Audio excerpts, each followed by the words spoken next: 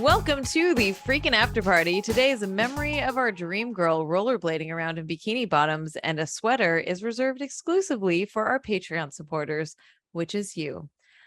I would love to hear more, Emily. You just keep being like, there's like more transiness, there's more strange days, brilliant thoughts in your brain. If you want, this is the time. I will just sit back and just like take it all in. So have either of you heard of the website fictionmania.tv? Oh, I'm so wow. excited. I don't know what this is. I'm here for Not it, though. yet. Fiction Mania is a website that is full of stories that are predominantly about, I'm going to put heavy air quotes around all of this, men being transformed into women. Oh, it not is where I thought that was going. the TV means transvestite because this site was started in the 90s. It is a very, very, very, very old site. Is this where I maybe have read stories about people being turned into centaurs and leg wheels as well? Some stuff on there sort of fits in that vibe. It is, but I think it is kind of a formative experience for a lot of trans women, particularly trans women of my generation, who had this experience of going online and finding, spaces that were like, able to sort of allow you to actualize yourself in some way. Most of the writing on Fiction Mania is very bad. Just in the sense of like, these are self-published stories on the internet, so most of them are pretty incompetent, but also like a lot of it's like weirdly misogynistic, but in a way that's kind of like, I don't even know how to describe or explain it.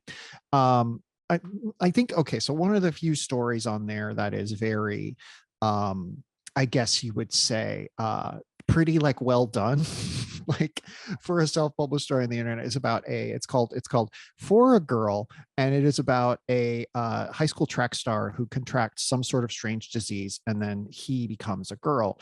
And it's basically a story about him trying to learn how to be like a good runner again in this new body.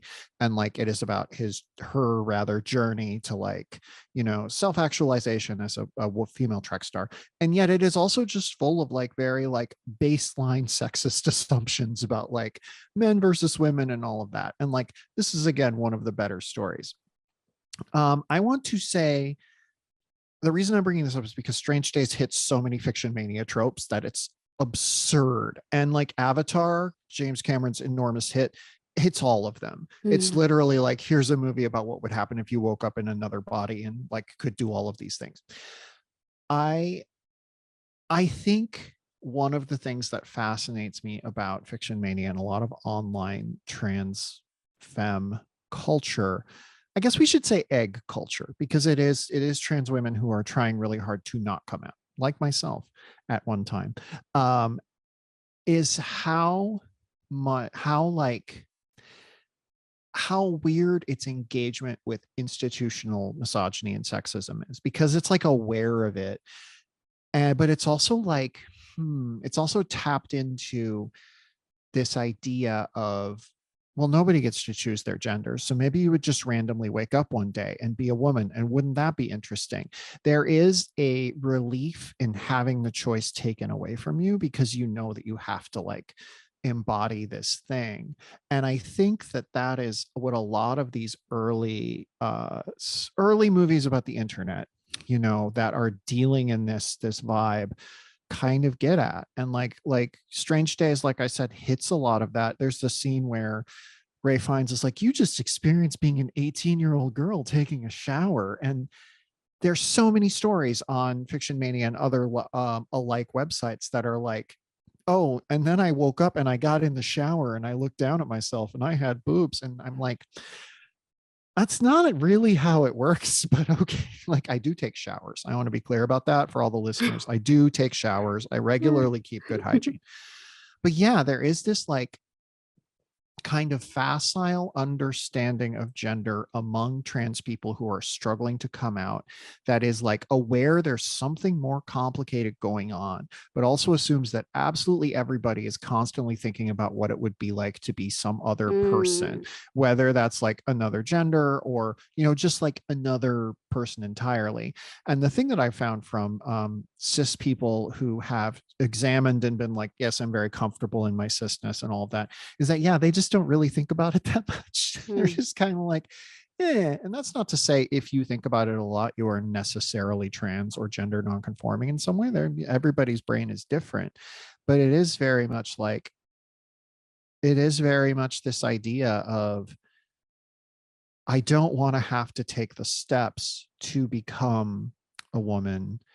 And then all of the reasons you might not want to do that, which tend to tie into like institutional sexism and misogyny, but also coming from it from a point of view being like, well, this is very bad. And like lecturing it more than you would expect I'm putting air quotes around this man to, because the writer isn't usually a man. And like, Tori Peters, the author of Detransition Baby, you know, talks about fiction mania in her book. And like, there are so many people on that site who clearly like work through something and get to this place where they're like, oh, okay, that's who I am. And then they just stop writing. And then there's people who've been there for decades who are continuing to write stuff, who are self-publishing stuff. And it's just like, it's this weird world of what gender means is so arbitrary until you actually stand up and take control of it for yourself, which can be as simple as saying, I was born into this body. I feel comfortable in this body, but here are the ways I feel most comfortable. You know, here are the clothes I feel best in. Here are the hairstyles I like most. And I think stories like the ones online are also like Strange Days, are very much like invested in and interested in this idea of the self as inherently arbitrary. My favorite subgenre of online trans erotica, and I use the word erotica even though very few of these stories have sex. They're just very much like, oh, suddenly I'm a girl. And my favorites were always, because I've read these stories, dear gentle listeners, my favorites were always, now I'm a girl and I have friends. Like that was my favorite kind of story. Wow. But yeah, I've been talking a long time, so please break in or ask me something before I just like repeat myself endlessly. That's very, I have a friend who's taken many years to pursue. She just made her first appointment for hormone therapy, and she's been talking about it for many years. And it's so interesting how we have conversations about struggle, and then we have conversations about like, I'm just really excited too. And the whatever comes after the two, sometimes I think even she feels like, is this silly? Is this just like a silly thing to be excited about? And everything everything is silly. You know, like all of what we are hoping for is as significant and as sometimes fleeting as anybody else's. But it's very interesting to think about like how many people have processed personal identity in like erotica or fan fiction or that kind of like public, private, anonymous writing. So I'm very curious about that. I read Detransition Baby and I didn't remember that discussion, but that conversation about all of those kind of secret spaces that the protagonist had inhabited along their journey. There's a scene in that book where one of the characters goes to Glamour Boutique, which is a store in New Jersey that sponsored Fiction Mania for many years. So the second I read the words Glamour Boutique, I was like, oh yeah, okay. There is this like, there's obviously like a lot of like generational divides among women of all ages, of all, you know, sexualities, etc. Within the trans community, I think it is particularly pointed because for a long time, the only way a trans woman could survive in a system that views anyone who would, again, air quotes, choose not to be a man as suspect and dangerous was to completely it was called disappearing into the woodworking, just to completely disappear, to transition so successfully that they just like fell into a life and were perceived as a cis woman. I was reading a thread on Reddit from a trans woman in her 70s who's been out for 50 years, but has never actually come out. She just one day was like, I'm going to start living as a woman and I'm never going to tell anyone about my past. She's been doing that for 50 years. And so she's on Reddit being like, what do I do? How do I find community? And I think there's a schism around when the internet enters most American homes. And I'm just on like just the right side of that. And a lot of these women are on this side where it was like, well, I know I'm a woman, so I have to perform womanhood to some degree where I won't be spotted. That's not true of all trans women from back then. There's a fantastic woman from Texas, a judge named, I think, Phyllis Baker Fry. And she, cause she was very public. She came out, she was on the Donahue show. She and her wife remained married. She was like really a trailblazer. And there were plenty of women like that. But there are even more who transitioned young enough that they quote unquote passed and just kind of blended in and then like lost their minds. And lost their minds is a bad way to put it, but like just really it became like consumed by that double consciousness of like, everyone has to think I'm a woman, but I kind of like can't wrap my head around it. That constant paranoia of being found out, of someone discovering your secret. And then the internet enters the home, and like increasingly you see trans women who are like comfortable being out and open and saying, this is who I am, because they've found community online, even if it's in spaces like Fiction Mania or some of these chat rooms, that I found so useful. Like it is this very weird thing where I'm in my very early 40s. And when I talk to trans women or eggs in their late 40s, it's just a totally different experience of transness. And it's like we're maybe 8 years apart. So I'm fascinated by the ways in which the internet made it possible for me to conceptualize of myself as a woman in a way that like this 70-year-old trans woman just could not. Wow. Yeah. I think that the tension between the pros and cons of the internet is so complicated, right? Like for these, and I feel like that sounds like a really stupid thing to say, but like there is so much benefit that has come with like community and awareness of other people and folks who you might not see around you in physical space, but you find online, and how like really liberating that can be for a lot of folks. But also then all of these trash bag people found each other too, Right. and It created a can be hell spawn pit. And so like exactly. it's again, it's like tech, what do you do with it, right? Like you can, is it for good, for bad, for neutral, whatever.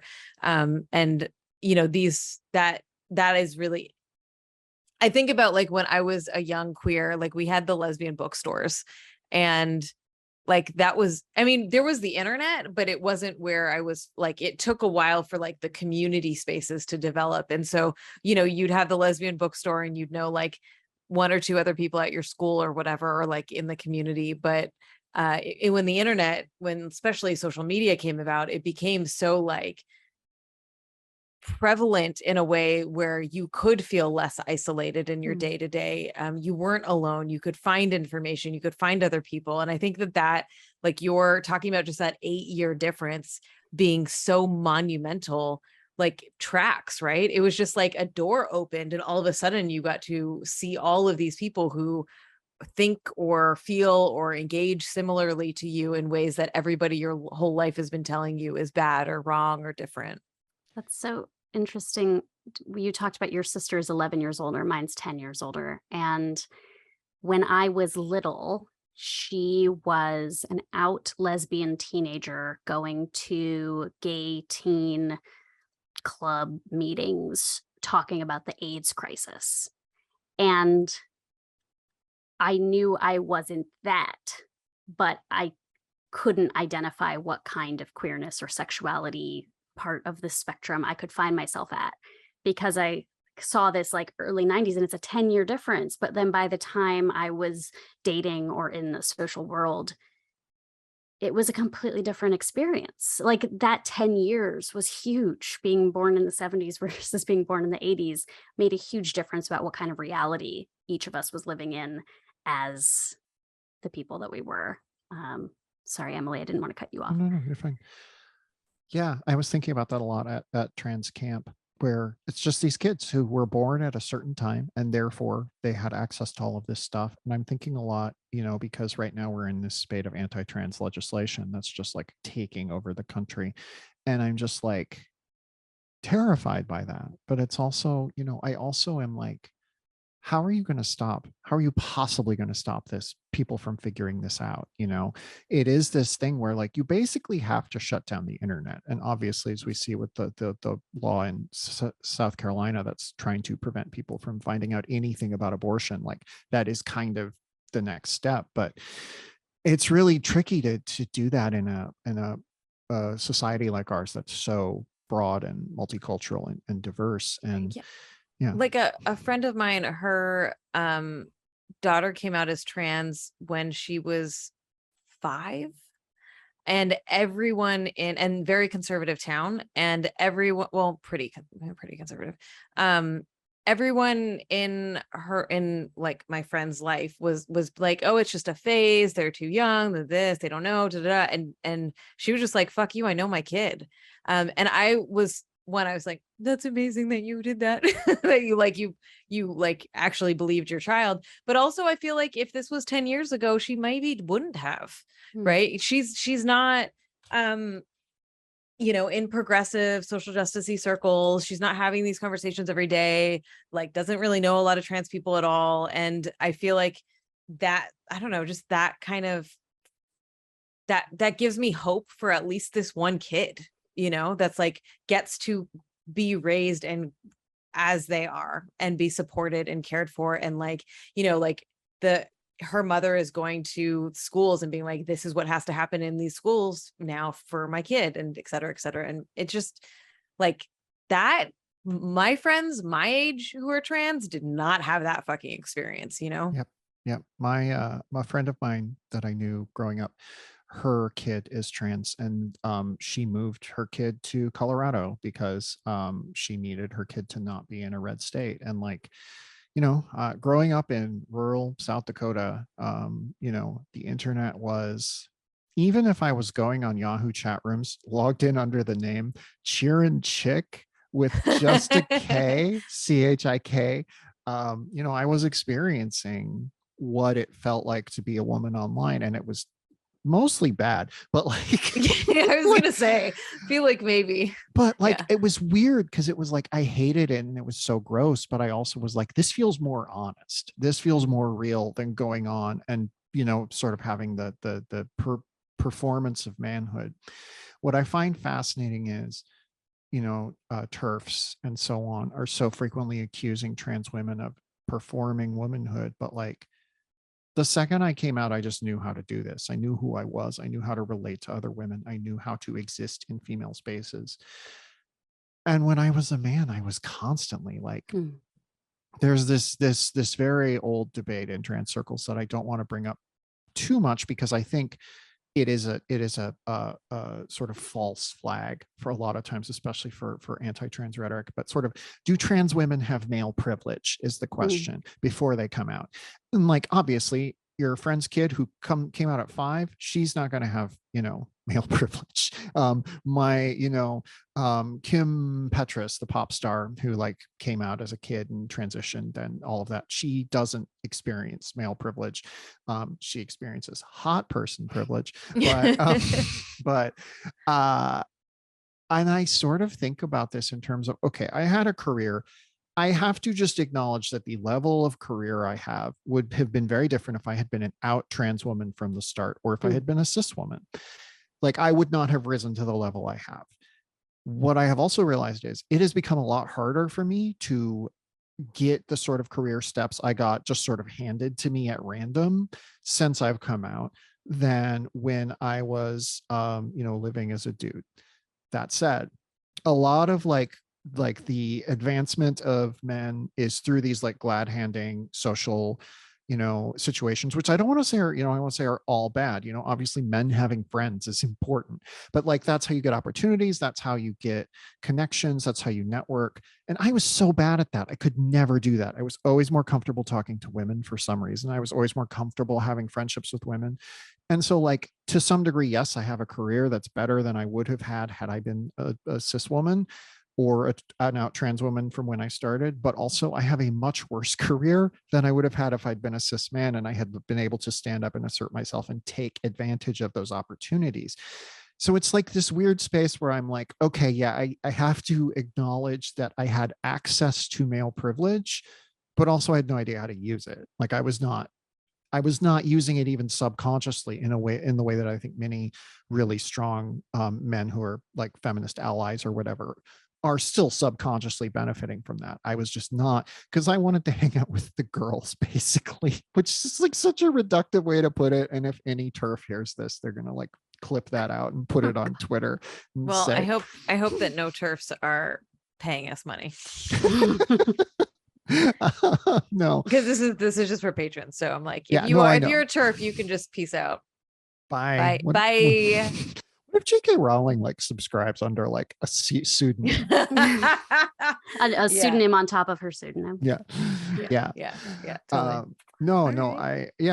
that was my Thanks that was for my sharing experience of that. it. And Yeah. thanks for that historical trip down early internet lane. I never knew about any of that. That's really cool. And not cool, but like interesting. Can I share one more early internet trans thing? Sure.